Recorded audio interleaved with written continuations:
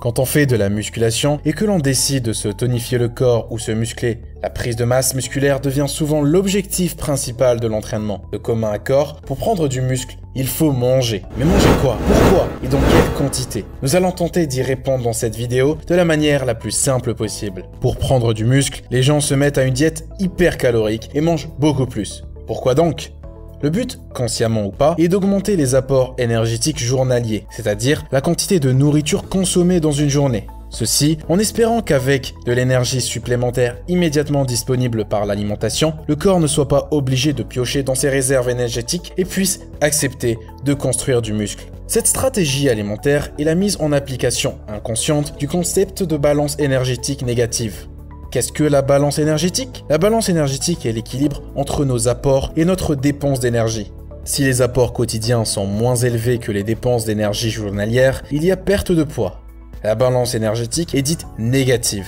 A l'inverse, si les apports quotidiens sont plus élevés que les dépenses énergétiques, il y a prise de poids. La balance énergétique est dite alors positive. Dans l'optique de prise de muscle, l'objectif va être d'atteindre une balance énergétique positive pour permettre au corps d'avoir l'énergie ainsi que les nutriments nécessaires à la construction du tissu musculaire. D'après Julien Vénesson dans son livre Nutrition de la force, le surplus calorique idéal pour la prise de muscle est compris entre 350 et 480 calories journalières.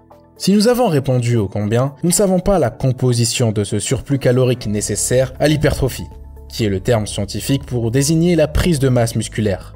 Les études scientifiques les plus récentes s'accordent en moyenne à un découpage des apports journaliers de 1,5 à 2 grammes de protéines par kilo de poids de corps, avec 20% de l'apport calorique total en lipides, graisses, et le restant en glucides, c'est-à-dire les féculents, comme les pâtes ou le riz par exemple.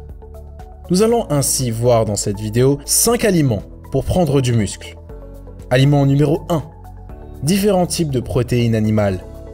Durant un entraînement, nous sollicitons notre masse musculaire, causant des lésions sur les tissus musculaires. C'est pour les réparer que le corps a besoin de ces protéines.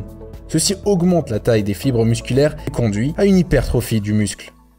En termes de protéines animales, le blanc de poulet est un excellent choix. Avec 161 calories, 26,4 g de protéines et 6,2 g de lipides et 0 g de glucides pour 100 g, il est complet. C'est un aliment très intéressant dans la recherche d'un apport en protéines nécessaire à une prise de muscle réussie, et ce, pour plusieurs raisons. Il est composé principalement de protéines qui ont un effet de satiété en contribuant à baisser l'appétit, et donc indirectement les quantités de nourriture consommées quotidiennement. Effectivement, il entraîne un sentiment de satiété pendant plusieurs heures et évite ainsi le grignotage qui est souvent l'ennemi numéro 1 d'une diète équilibrée, et son Graal, la balance énergétique positive. En consommant du blanc poulet, on réduit son appétit tout en réduisant les envies de grignotage et couplé à un entraînement en musculation, on dépense plus de calories, même au repos. Aliment numéro 2, les féculents. Les glucides doivent représenter environ 50% des apports journaliers, ce qui représente en moyenne autour de 300 à 400 grammes chez les hommes par jour, dont 140 grammes pour le cerveau seul. Si les protéines représentent les briques nécessaires à la construction musculaire, les glucides fournissent eux l'énergie nécessaire à la mise en place de l'ensemble des processus du corps humain, dans l'hypertrophie. La famille des féculents comprend l'ensemble des glucides, dits complexes. Ils peuvent être consommés tous les jours et il est recommandé de les consommer de manière générale quand ce sont des céréales complètes, c'est-à-dire avec leur enveloppe autour pour faciliter la digestion, donc leur assimilation. De même, il est préférable de consommer des féculents à indice glycémique bas, comme la patate douce, qui vont diffuser de l'énergie longtemps pour l'activité journalière, sans faire de pic de sucre dans le sang. Cela va éviter les coups de fatigue. Aliment numéro 3. Les compléments alimentaires. Les shakes, protéinés et autres compléments riches en protéines peuvent aider à s'assurer un apport suffisant en protéines. Comme ils sont conçus pour répondre aux besoins des sportifs en musculation, ces produits contiennent généralement tous les acides aminés essentiels en quantité suffisante pour fournir des protéines de haute qualité. Un autre avantage est qu'ils peuvent être faciles à utiliser et pratiques à emporter. Ils sont ainsi parfaits à intégrer dans les repas juste avant ou après l'entraînement, lorsque l'organisme a besoin de protéines rapidement. En plus de la protéine en poudre et des barres protéinées, la créatinine est l'une des aides les plus efficaces pour la prise de masse. Un apport quotidien de 3 grammes de créatinine augmente les performances lors d'efforts courts et intenses, entre autres donc lors d'entraînements de musculation avec des charges très lourde. Cette augmentation de performance permet de provoquer des stimuli de croissance plus forts aux muscles. Un autre effet de la créatinine, elle peut améliorer l'hydrogénation des cellules et ainsi favoriser la synthèse des protéines. Aliment numéro 4. Les aliments contenant des graisses. Le rôle des lipides dans le développement musculaire est ambigu.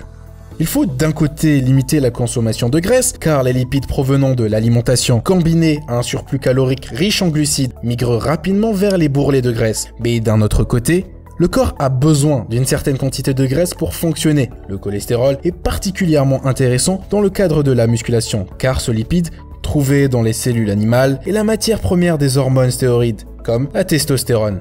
Et la testostérone est une hormone qui est très importante dans la musculation. En effet, une étude menée en 2007 par l'université A&M du Texas, en collaboration avec d'autres institutions, établit un lien empirique entre le cholestérol et le développement musculaire.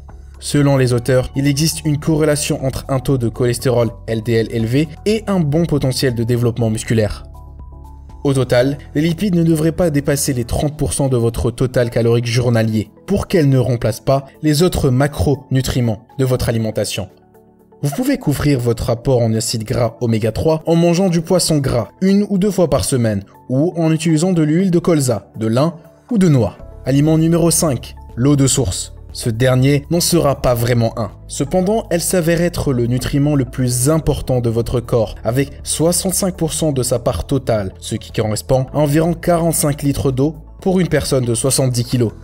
Une légère déshydratation peut engendrer du stress et grandement diminuer nos capacités physiques. La déshydratation impacte également la croissance musculaire et la récupération. C'est pourquoi rester hydraté est la base de toute diète et donc le point de départ de l'ensemble des diètes sérieuses visant à prendre de la masse musculaire.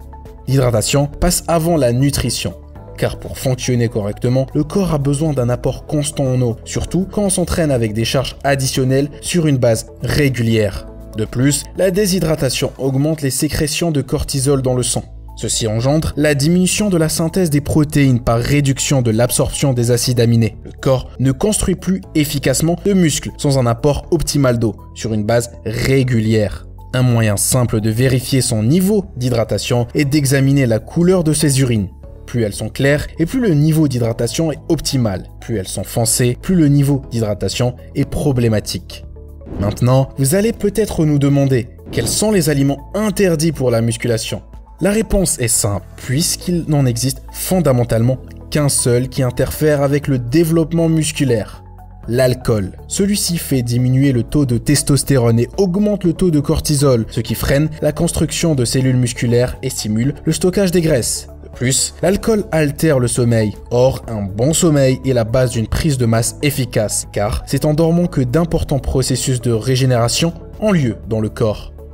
Pour conclure, la meilleure nutrition pour la prise de muscle commence par une bonne hydratation. L'eau de source est à privilégier pour ses bienfaits naturels et la réglementation stricte qui encadre sa vente ainsi que sa production. Évidemment, les protéines sont au cœur des aliments de base pour assurer la construction musculaire, car durant un entraînement, nous sollicitons notre masse musculaire en lui causant des dégâts. C'est pour les réparer que le corps a besoin de protéines, sans oublier que l'énergie nécessaire à ces processus est fournie par les glucides qui permettent la mise en place de l'ensemble des processus du corps humain dans l'hypertrophie.